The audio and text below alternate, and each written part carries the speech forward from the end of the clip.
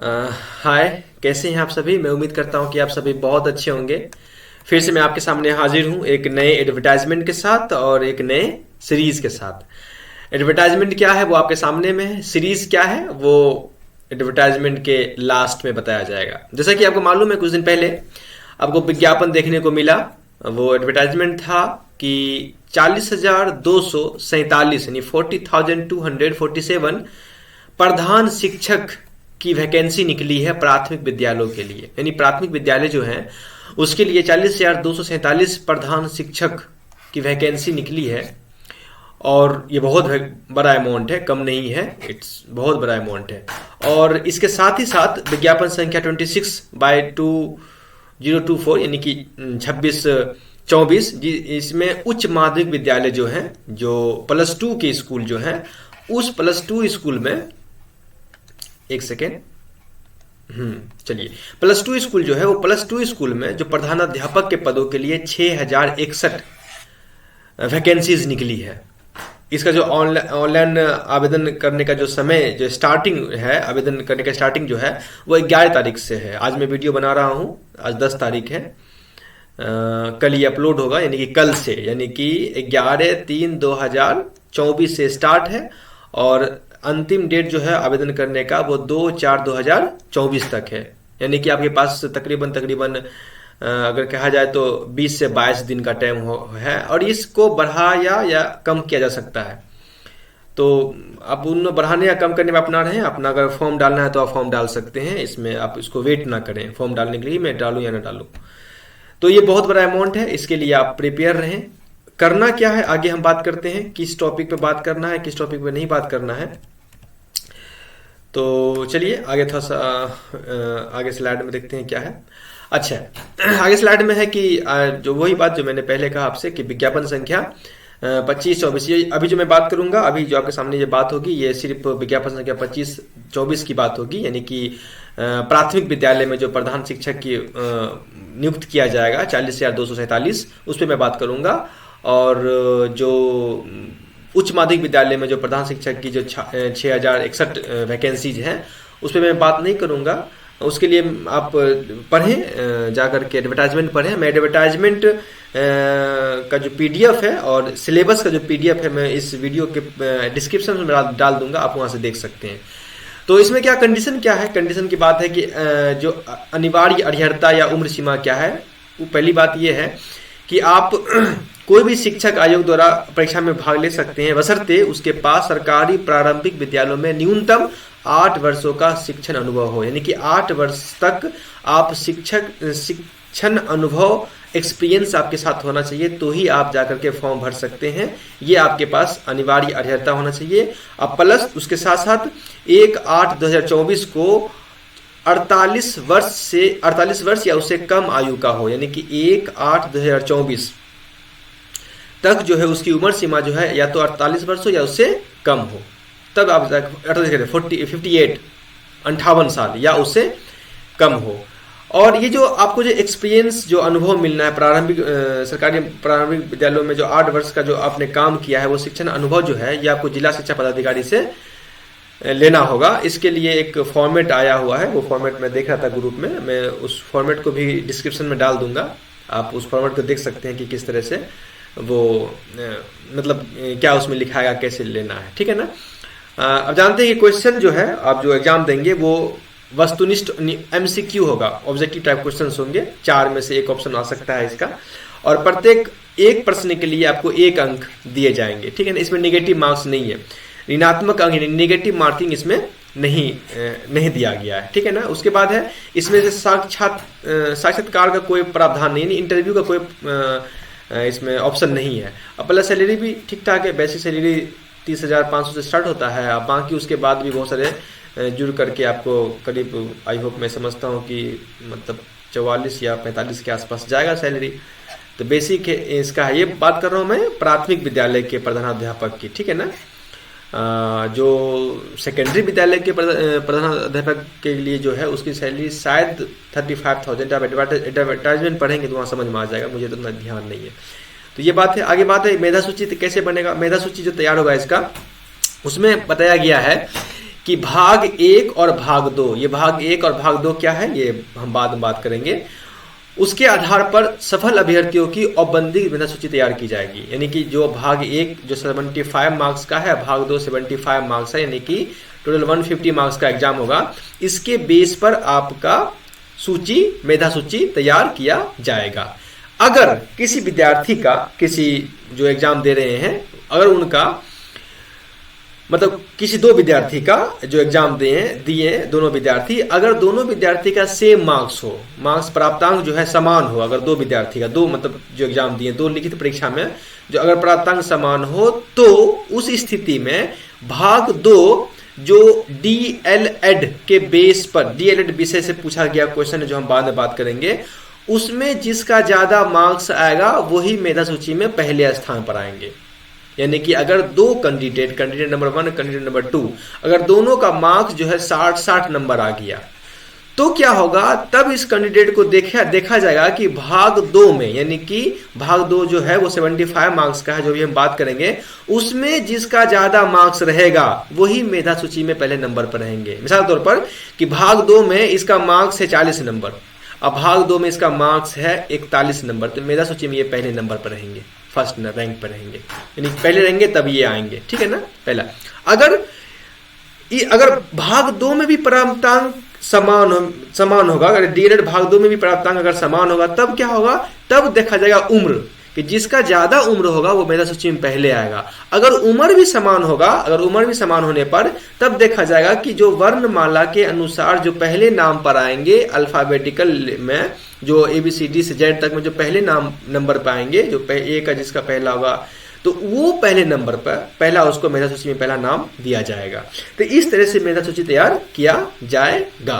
भाग 1 अगर भाग 1 भाग 2 में सेम मार्क्स हो, अगर इक्वल मार्क्स हो, तो देखा जाएगा कि भाग 2 यानी कि डीएलएड जो विषय 75 मार्क्स का है, जो वो अभी हम बात करेंगे उसके बारे में, उसमें ज्यादा जिसका मार्क्स रहेगा वो मेधा सूची में पहले आएगा। अगर भाग 2 में भी जो मार्क्स का अगर समान हो जाएगा, तब देखा जाएगा कि उसकी उम्र जिसकी ज्यादा होगी वो मेधा सूची में पहले आएंगे। अगर उम्र भी इक्वल होगा, तो देखा जाएगा कि अंग्रेजी के वर्णमाला में जो पहले लेटर में आएगा उसका वरीयता पहले दी जाएगी।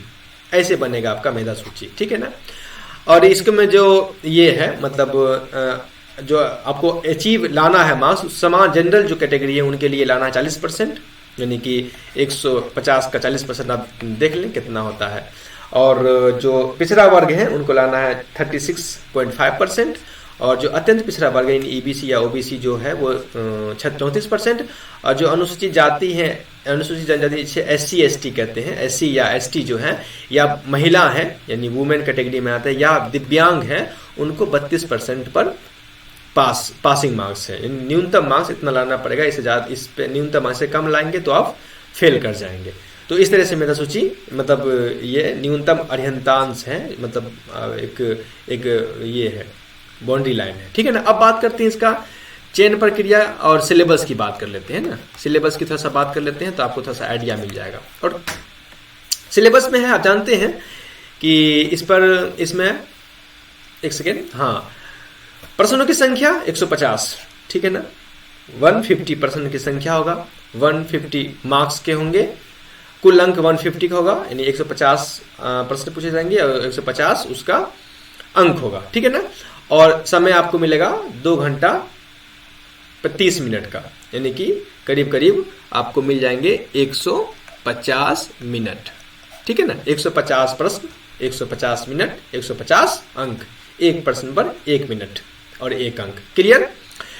भाग 2 की हम जो बात कर रहे थे, तो भाग 1 में 75 मार्क्स के एग्जाम पूछे जाएंगे। 75 मार्क्स होगा भाग 1 में, जिसमें समान अध्ययन होंगे। समान अध्ययन में क्या पूछा जाएगा, जैसे कि प्राथमिक गणित, मानसिक योग्यता यानी कि रीजनिंग, राष्ट्रीय एवं अंतर्राष्ट्रीय घटनाएं यानी कि नेशनल और इंटरनेशनल जो घटनाएं घट रही है, जो इवेंट हो रहा है, जो कुछ भी चीजें हो रही है उसके बारे में।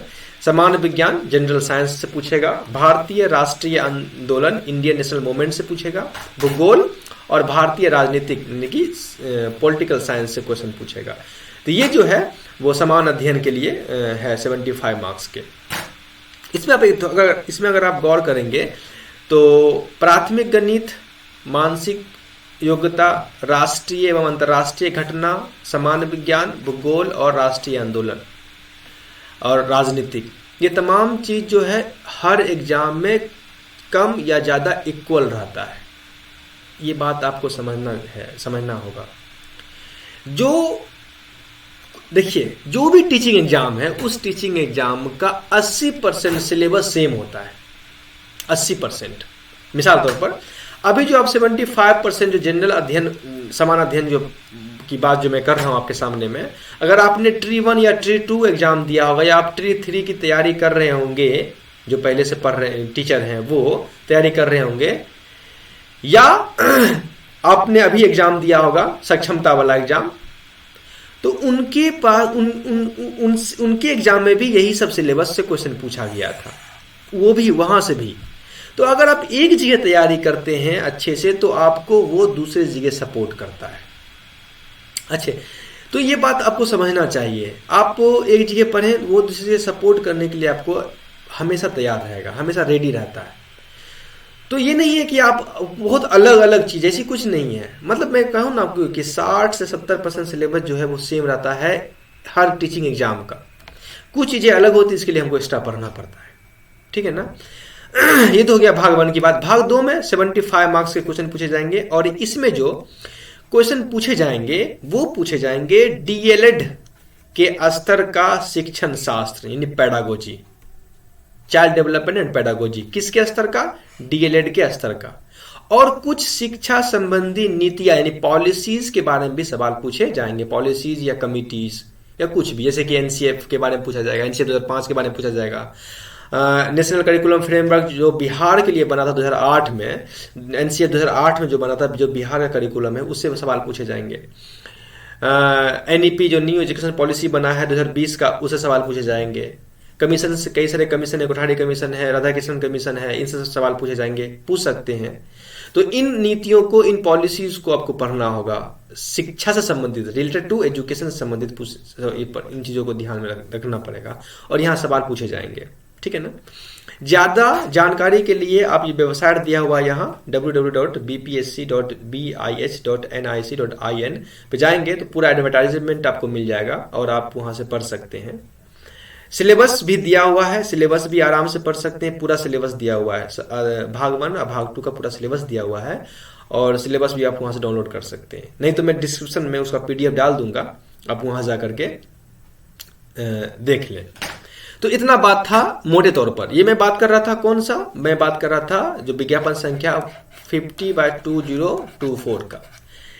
सेम टू सेम 50/26/2024 का भी है, लेकिन उसमें फर्क है क्या? उसमें जो फर्क, जो भाग 1 और भाग 2 जो डिवाइड किया गया है, तो उसमें क्या किया गया है, मतलब जो हायर सेकेंडरी जो प्रधानाध्यापक में है उसमें समान अध्ययन पूछा गया है 100 नंबर का। ठीक है, अब वो भी, उसमें भी यही टॉपिक है, टॉपिक भी यही है। और जो भाग 2 है उसमें पूछा गया है 50 नंबर का। अब उसमें क्या है, वो जो पूछेगा 50 नंबर जो सवाल होगा वो होगा बीएड का जो सिलेबस है, जो आप बीएड किए थे उसके शिक्षण शास्त्र से सवाल पूछेगा 50 नंबर का, और कुछ नीतियां, कुछ पॉलिसीज पूछेगा एजुकेशन के संबंधित। यही फर्क है दोनों में। अगर आप एक तैयारी करते हैं तो दोनों आपको कवर हो जाता है, अगर आप दोनों एग्जाम देना चाह रहे हैं तो। ठीक है ना। तो ये बात हमको आपके सामने में कहना था। ज्यादा जानकारी के लिए आप एडवर्टाइजमेंट पढ़ें, आपको अच्छा नॉलेज हो जाएगा। आगे बढ़ते हैं। अब आप क्या करें, क्या पढ़ें? आपके माइंड में सवाल होगा, क्या पढ़ें, कहां से पढ़ें, क्या करें, नहीं करें। तो जैसे कि मैंने आपसे कहा कि पार्ट 1 में जनरल स्टडीज है 75 मार्क्स के, जिसमें आपको मैथ पढ़ना है। आप पहला नंबर कि मैथ जो है क्लास 10 तक मैथ आपको अच्छे से आना चाहिए। क्लास 10 तक के मैथ को आपको पढ़ना चाहिए। आपको क्या करना चाहिए, आप बहुत बड़े बड़े मैथ की किताबों को ना उठाएं। सगीर अहमद उठा लिए, अच्छी बात है पढ़ना, लेकिन वो उठा दे, ऐसा बिल्कुल ना करें। आप जो 9, 10 का मैथ है या फिर 8 से पढ़ सकते हैं, 8, 9, 10, ये 8, 9, 10 ये जो मैथ है 8 क्लास का, 9 क्लास का और 10 क्लास का मैथ, इस मैथ की किताबों को लें और उसको बनाएं। मैं बता रहा हूँ कि ट्री 1 और ट्री 2 में जो एग्जाम हुआ था उसके जो मैंने टॉपिक पे डिस्कस किया था, उससे क्वेश्चन पे मैंने डिस्कस किया था, तो मैंने देखा था कि यहाँ से ही सवाल पूछे गए हैं मैथ के। अगर आप 8, 9, 10 के मैथ को पढ़ते हैं तो आपको 100% नहीं तो 80% आपको मैथ कवर हो जाएगा यहाँ से, और बेसिक चीज सीखने को मिलेगा। पहली बात।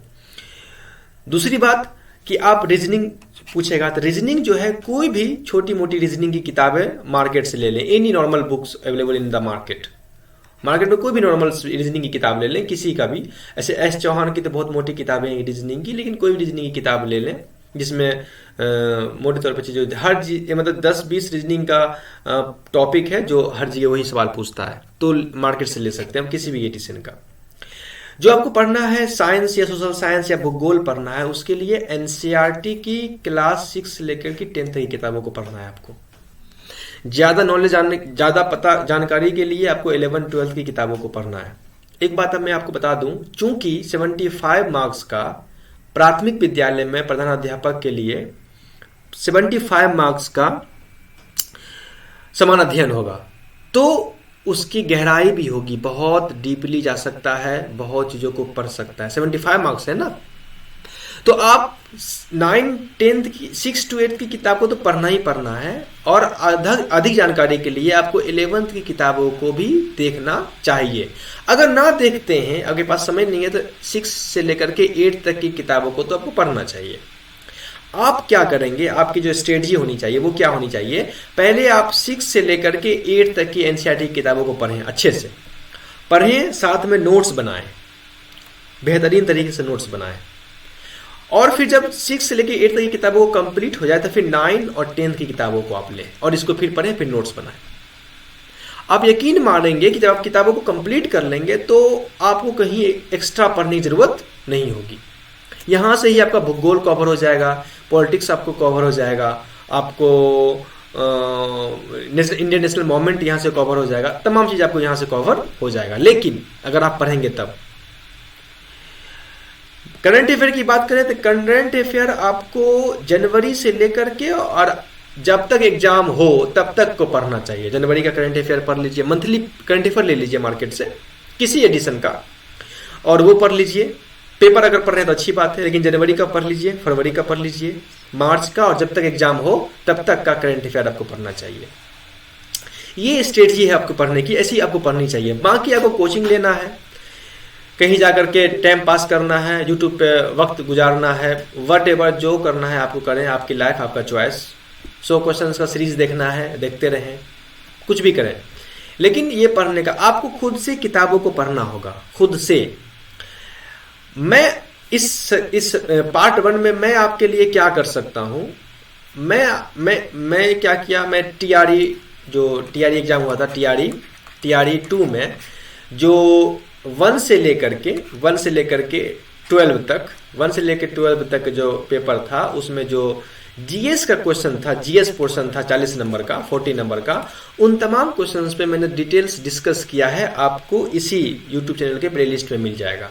तो अगर आप इसको भी देखते हैं, करीब मैं अगर देखूं तो जीएस का यहाँ पर 300 से 400 क्वेश्चंस पूछ रहा है, या उससे ज्यादा ही होगा या उससे कम होगा, मुझे एग्जैक्ट पता नहीं है। तो 1 से लेकर टीआरई 2 का 1 से लेकर के 12 तक का जीएस 40 नंबर का था, उसका मैं डिटेल्स डिस्कस किया हूं, आपके प्लेलिस्ट में यहाँ मिल जाएगा, तो आप उसको भी देख सकते हैं। वहां से आपको कुछ इन्फॉर्मेशन मिलेगा, कुछ नॉलेज मिलेगा, आपको इंडियन नेशनल मूवमेंट के बारे में बहुत कुछ पता चल जाएगा, आपको बहुत सी चीज़ों के बारे में पता चल जाएगा। आपको आपकी मर्जी है, देखने का मन है देखें, ना देखने का मन है ना देखें, कोई ज़रूरत नहीं है। मैं ये नहीं कहता हूँ कि आप मेरे यूट्यूब पर जाएँ और आगे वीडियो देखें, डजंट मैटर, कोई फर्क नहीं पड़ता, आप देखें या ना देखें वो आपकी मर्जी है। लेकिन पढ़ने का ये तरीका है, आप इस तरह से पढ़ सकते हैं। ये हो गया पार्ट 1 के लिए, ठीक है ना। पार्ट 2 की जो मैं बात कर रहा हूं आपके सामने में, तो पार्ट 2 जैसे मैंने आपको कहा कि डीएलएड के सिलेबस से आपके 75 मार्क्स क्वेश्चन पूछे जाएंगे। इसके लिए मैं आपको जो सोर्स बताना चाहूंगा, वो सोर्स, पहला सोर्स है कि आप जाएं एनआईओएस के इस पे, एनआईओएस के वेबसाइट पे जाएं, और वहां एनआईओएस के वेबसाइट पे जो आप पार्ट 2 के जो डीएलएड का सिलेबस है, उस सिलेबस को जो अगर देखेंगे तो उनके तमाम वहां के जो टॉपिक है आपका, उस टॉपिक का तमाम टॉपिक का मतलब कंटेंट जो है वो हिंदी और इंग्लिश दोनों मीडियम में अवेलेबल है एनआईओएस के वेबसाइट पर। तो वहाँ जाएं, पीडीएफ को डाउनलोड करें और वहाँ से आराम से पढ़ सकते हैं। उसके अलावा इग्नू के वेबसाइट पे भी आपको इसके सही कई सारे कंटेंट मिल जाएंगे। पार्ट 2 की मैं बात कर रहा हूँ, 75 मार्क्स की मैं बात कर रहा हूँ। और उसके अलावा अगर इसमें कुछ बच जाता है तो आप गूगल का इस्तेमाल करें। मैं तो गूगल का इस्तेमाल बहुत ज़्यादा करता हूँ, तो आप गूगल का इस्तेमाल करें। गूगल का इस्तेमाल करके आप इसमें बहुत कुछ कर सकते हैं, मतलब टॉपिक को पढ़ सकते हैं। गूगल का इस्तेमाल करें। तो पहला टॉपिक, पहला आपको काम करना है कि एनआईएस की वेबसाइट पर जाना है, वहाँ जा करके और वहाँ जाइए, और वहाँ जाइएगा तो आपको वहाँ कंटेंट अवेलेबल है हिंदी में और इंग्लिश दोनों मीडियम में। हिंदी मन है हिंदी वाला पढ़िए, इंग्लिश मन है तो इंग्लिश वाला पढ़िए, कोई इशू नहीं है। इग्नू की वेबसाइट पे जाकर के भी आप डाउनलोड कर सकते हैं, और अगर कुछ बच जाए तो गूगल में सर्च कीजिए, वहाँ जाकर के पढ़ सकते हैं। इस तरह से मैं तो ऐसे ही पढ़ता हूँ, आपकी अपनी मर्जी है, आप कैसा पढ़ना चाहते हैं। अगर आपको कोई किताब चाहिए, कोई बुक को आपको लेना का मन है, बुक पार्ट 2 की मैं बात कर रहा हूँ, पार्ट 1 की नहीं, पार्ट 2 की। पार्ट 1 की तो बतेरे बहुत सारी किताबें मार्केट में अवेलेबल है, अच्छा बुरा मुझे नहीं मालूम, लेकिन मैं पार्ट 2 की बात कर रहा हूँ। तो पार्ट 2 में आप एक किताब ये ले सकते हैं। ये DSSB NIOS का समरी है, DSSB के लिए बनाया गया है किताब। इसमें NIOS का समरी है और इसमें बेहतरीन किताब है। ये बायलिंगुअल है, हिंदी और इंग्लिश दोनों में अवेलेबल है। ये प्रतीक शिवालिक एक बहुत अच्छे टीचर हैं, वो इस किताब को निकाले हैं। इसके अलावा इनकी कई सारी किताबें हैं, लेकिन आपके लिए जो DLED पार्ट 2 के लिए ये किताबें आपके लिए सफिशियंट है। इस किताब से बहुत सारे 75 मार्क्स के बहुत सारे कंटेंट आपको यहाँ से मिल जाएंगे। मैं समझता हूँ कि लगभग 70 से 80% कंटेंट तो मिलेंगे। अगर 70 से 80% नहीं तो 60 से 70% तो कंटेंट तो आपको जरूर यहाँ से मिल जाएंगे। पार्ट 2 की मैं बात कर रहा हूँ। तो आप इस किताब को अमेजन से ले सकते हैं, अमेजन पे अवेलेबल है किताबें, आप जाएँ वहाँ परचेज कर लें और इससे आपको बहुत फ़ायदा मिल जाएगा। इस किताब के अलावा पार्ट 2 के लिए कोई भी ऐसी किताबें नहीं है मार्केट में जो आपके टॉपिक को फुलफिल कर सके। पूरी टॉपिक को नहीं, कोई किताबें नहीं है मार्केट में, और इतने अच्छे स्टैंडर्ड की कोई किताब है भी नहीं। देखिए, ये इस किताबों को इनको एडवर्टाइज करने के लिए मुझे इनकी तरफ से कोई पैसे नहीं मिले हैं। मुझे अच्छा लगा, मैंने आपसे शेयर किया। नहीं अच्छा लगता, मैं आपसे शेयर नहीं करता। तो चूंकि ये किताबें मैं पढ़ा हूँ, मेरे पास है, मैं जानता हूँ इसे कंटेंट अच्छे कंटेंट है, तो आप यहाँ से किताब, अगर किताब लेने का मन है तो आप ये किताब आंख बंद करके ले सकते हैं। ये आपको सेकेंडरी, हायर सेकेंडरी के जो प्रधानाध्यापक है उसके लिए भी काम आ जाएगा, और आपके लिए भी जो DLED के सिलेबस में ये प्राथमिक विद्यालय में जो प्रधानाध्यापक के पद पर अगर आप फॉर्म भरना चाहते हैं तो वहाँ भी आपको ये काम आ जाएगा। तो इस तरह से आप काम कर सकते हैं। पार्ट 2 के लिए मैं आपके लिए अब लास्ट में जो मैं आपके लिए क्या कर सकता हूं, तो पार्ट 2 के लिए जो सिलेबस है आपके पास है, सिलेबस पहले नंबर आप ये याद रखें हैं कि आप सिलेबस दिया हुआ है वेबसाइट पर, सिलेबस डाउनलोड करें। मैं सिलेबस आपको इस डिस्क्रिप्शन में भी डाल दूंगा, आप वहां से भी ले सकते हैं। अब क्या करेंगे, आप प्रिंट निकालेंगे सिलेबस का और अपने पास सिलेबस रखेंगे। पहली बात ये दिमाग में रखेंगे, प्रिंट सिलेबस का। अगर आपको तैयारी करने का मन है तो, नहीं तो फिर आपकी मर्जी, सिलेबस का प्रिंट निकालेंगे, रखेंगे अपने पास। मैं चूंकि थोड़ा बहुत मुझे साइकोलॉजी का नॉलेज है, थोड़ा बहुत 10 2 4 5 अगर पॉइंट में बात करूँ, 1-2 पॉइंट की बात करूँ तो थोड़ा बहुत है। तो मैं क्या करूँगा कि पार्ट 2 की प्रिपरेशन मैं आपको यूट्यूब पे करवा दूंगा। कोशिश करूँगा कि जितना मैं करवा सकूँ। 75 मार्क्स का जो पार्ट 2 का जो DLED का सिलेबस जो है उसकी तैयारी में जितना हो सकता है, मैं पूरा गारंटी नहीं ले सकता कि मैं सब करवा दूंगा, लेकिन मैं कोशिश करूंगा कि ज़्यादा से ज़्यादा मैं करवा दूं आपको। इससे आपको फ़ायदा होगा कि आपको चीज़ें समझ में आएगी। साथ ही साथ मैं इससे रिलेटेड बहुत सारे क्वेश्चंस को भी आपके सामने में डिस्कस करूंगा विथ डिटेल्स, ताकि आपके माइंड जो क्लियर हो जाए साइकोलॉजी को, चाइल्ड डेवलपमेंट और पेडागोजी को लेकर के। मैं इतना तो थोड़ा सा कोशिश करूंगा, मैं इतना आपको एक ये करना चाहता हूं कि मैं, अगर आप देखेंगे मेरा वीडियो साइकोलॉजी का पार्ट 2 का, तो ये उम्मीद रखेंगे, मैं कोशिश करूंगा कि आप ज़्यादा से ज़्यादा चीज़ों को समझेंगे। मैं इतना उम्मीद करता हूँ। थोड़ा बहुत ठीक ठाक है मेरा साइकोलॉजी, और इससे आपको थोड़ा सा नॉलेज तो होगा कि आखिर साइकोलॉजी है क्या। खैर, पहले की पार्ट 1 की मैंने बात कर दिया, आपको सेल्फ स्टडी करना है, ज़्यादा से ज़्यादा स्टडी करना है, कोई कोर्स खरीदने की जरूरत नहीं है, सब आपको घुमाएगा, कोई फायदा नहीं है, आपकी मर्जी है, your life your choice, I don't care. लेकिन मैं जहाँ तक समझता हूँ तो आप खुद पढ़ें, ज़्यादा बेहतर होगा। पार्ट 2 के लिए मैंने आपको किताब रिकमेंडेड कर दिया, ये किताब ले सकते हैं, 2-3 साइट का नाम बता दिया, आप इसका इस्तेमाल कर सकते हैं। प्लस मैं आपको यूट्यूब पर डेली 2 या 3 वीडियो अब डाल दूंगा पार्ट 2 के लिए, ताकि आपका CTP धीरे धीरे अच्छा हो जाए। अपना ख्याल रखिए, खूब पढ़िए। अगर आपको तैयारी करना है तो अपना थोड़ा सा टाइम दीजिए।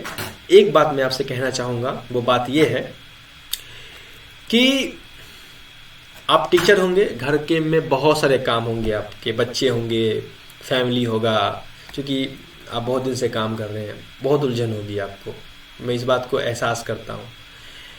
आपको क्या करना चाहिए, आप सारे उलझन को देखते हुए, अगर तैयारी पढ़ना है, सारे उलझन को देखते हुए कुछ टाइम अपने लिए निकालिए। 2 घंटे हो, 1.5 घंटे हो, 3 घंटे हो, शाम का वक्त बैठिए पढ़ने के लिए, और उस टाइम में सिर्फ 2 घंटे सारा काम करके आप फिक्स कर लीजिए अपने घर के किसी हिस्से पर कि यहाँ मुझे बैठ के पढ़ना है। 2 घंटे ही पढ़ना है, डेली 2 घंटे, बस दैट्स इट, 2 घंटे ही पढ़ना है। लेकिन डेली एक वक्त, एक जगह तय कर लीजिए कि हाँ, यहाँ हमको शाम में डेली 2 घंटा पढ़ना है, या सुबह में, या किसी भी वक्त। क्योंकि आप टीचर हैं, स्कूल में होंगे तो शाम में ही टाइम मिलेगा आपको, तो 2 घंटा टाइम, जो टाइम आपको जो सही लगे वो फिक्स कर लीजिए। 2 घंटा पढ़ना है यहाँ पर बैठ करके। आपके टेबल होना चाहिए, बिछावन बैठ के ना पढ़ें, ना तो सो जाइएगा आप। टेबल होना चाहिए, चेयर होना चाहिए, किताबें होनी चाहिए, और आप हो, सामने में डेस्क हो, एक कप चाय हो, और आपकी किताब हो, और आप हो। इस तरह से पढ़ें और मज़ा आएगा। मैं कोशिश करूँगा कि आपको कुछ न कुछ बता सकूँ, मतलब सिखाने, सॉरी फॉर डैट, मैं बता सकूँ जो मुझे आता है, और इसके अलावा तो मुझे कुछ नहीं आता है। अपना ख्याल रखिए बहुत ज़्यादा, और पढ़ते रहिए, और तब तक के लिए गुड बाय, गुड नाइट।